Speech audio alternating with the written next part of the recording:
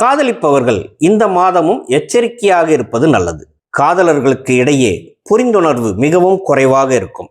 Ego அதிகம் பார்க்க ஆரம்பிப்பீங்க. நிறைய சந்தேக எண்ணம் வரும்.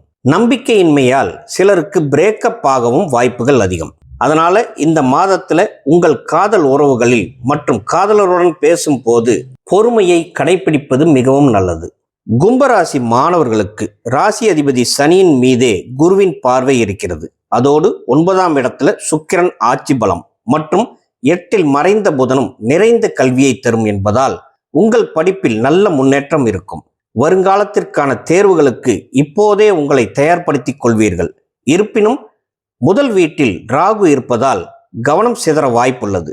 இந்த மாதத்தில் தேர்வுகள் ஏதேனும் இருந்தால் அதிக கவனம் செலுத்தி படிப்பது அவசியம்.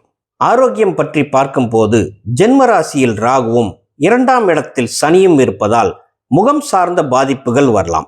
கண்கள், பற்கள் மற்றும் தொண்டைப்பகுதி சம்பந்தப்பட்ட உபாதைகள் வந்து நீங்கலாம். மேல் வயிற்றில் வலி, பின்முதுகு வலிகள், அஜீரண கோளாறுகளும் வரலாம். முறையான உணவு பழக்கமும் சரியான மருத்துவமும் கை கொடுக்கும்.